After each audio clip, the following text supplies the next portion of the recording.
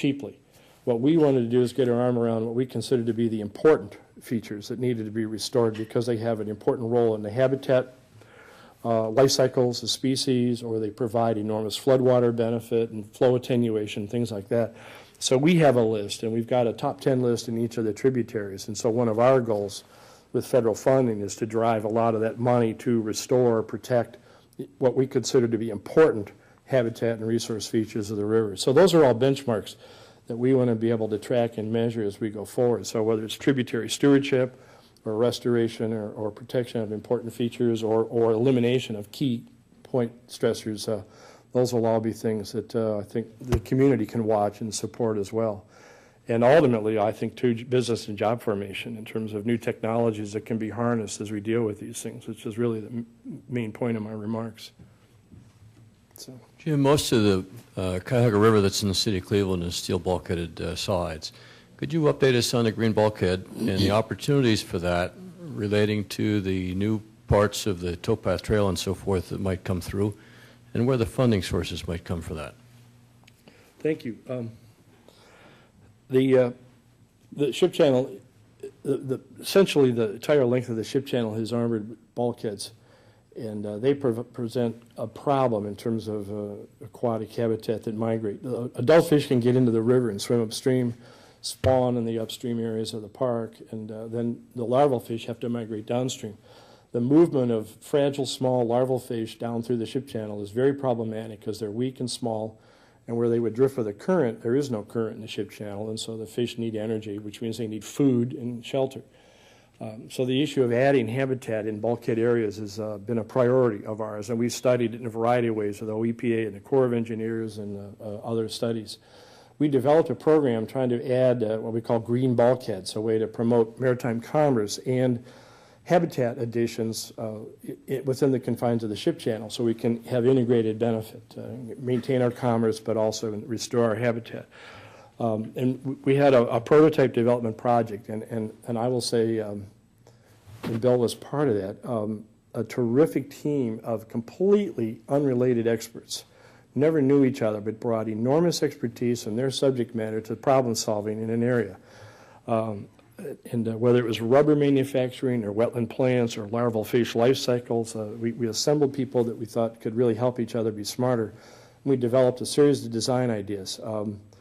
The early prototypes were manufactured and deployed, and then we got bogged down in what I would call just contractual paperwork and delays, which is one reason I'm really promoting more of this kind of stuff in the industrial setting of our economy rather than the government, because I think industries are way more capable of understanding and advancing the cause of developing intellectual property and protecting it so that you can bring economic benefit through the licensing, merchandising, marketing, manufacture, and sale of intellectual property related devices. Industries understand that, and governments really struggle with that. So the project is bogged down a little bit, but in our ongoing work, we've identified several areas of terrific bulkheads that are sort of gone, but so there's shoreline opportunities to really do a much more natural design of habitat restoration. And we have a proposal on the street right now with the towpath in the city of Cleveland and Metro Parks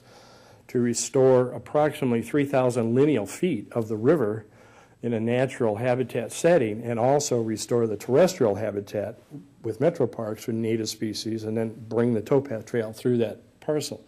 That was originally pursued through a NOAA stimulus package. Wasn't funded. There were only 2 out of 800 projects that were submitted funded in the Great Lakes, which I thought a lot of people thought was very unfair given the state of the economy of Great Lakes cities.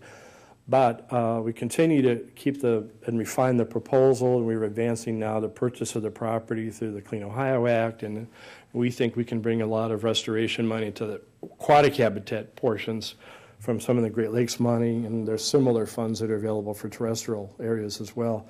So it may not be one big funded project, but the team is still together as far as the project itself, and we're continuing to advance a variety of funding issues. And to have the city of Cleveland step up and be a major partner has made a big improvement for us as well. and that's certainly a change from where they were several years ago, but as they've recognized the value of the river and the importance of integrated restoration, they've been a terrific partner. So that's kind of where we are. But the ODOT has embraced the idea of adding habitat improvements under the I-90 bridge as it's modernized. And the Corps of Engineers has embraced the habitat bulkheads as they look at reconstruction of the Irishtown Bend area of the river, which is a very fragile hillside in need of some major reconstruction. And linking the aquatic and terrestrial and trail connections is all part of the redevelopment. Just adds a multiple benefit to the overall economy and appreciation people have of the value. So that's my short answer. Jim, a couple of things you mentioned that caught my attention. One was this idea of perceived elasticity and how people begin to view water within the scope of scarcity. We see a model right now happening where there's a lot of attention in the United States and locally at the university level especially on energy, alternative energy sources. So what is RAP doing or some of the local institutions doing to try to bring more attention to water from a scarcity issue, not only just in Ohio, but at the federal level to try and drive some funds this direction? Great question. One, I get speeches like this and use terms like perceived supply elasticity and try to get people to pay attention. We've been spoiled by our alleged abundance.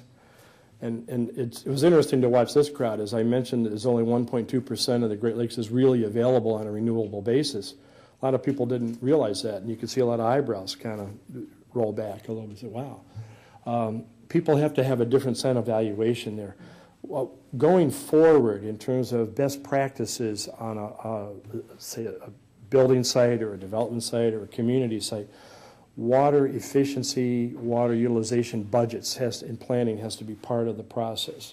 And we keep embracing the subject matter and encouraging people to consider that. And a lot of times it's a new concept. There's a lot of emphasis on green building and LEED buildings, and it's very much inside the envelope thinking.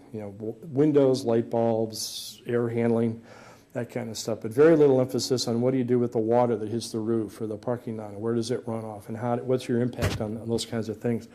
And so we keep advancing those concepts in our tributary-based watershed planning to try to get the local communities more aware of and therefore supportive of the idea of water stewardship and management in the design process. And it's really hard to make the argument right now in terms of that perceived supply elasticity because we have so much water.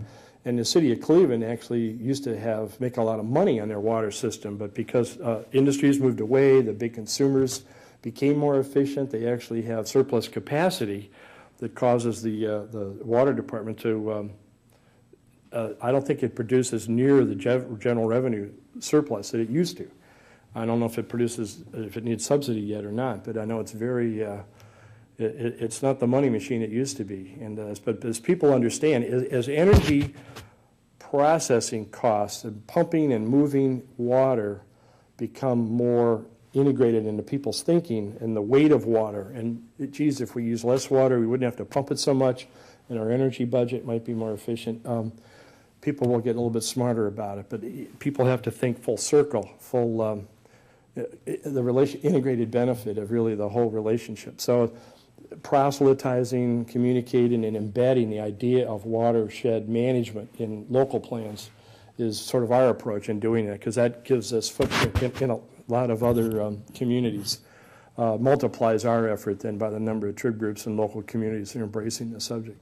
We're very small, and we can only go so far, but if we have 9 or 10 or 12 tributary groups that are all embracing this in the local communities, that the multiplier effect on the watershed is enormous and more permanent than our presence might be. So.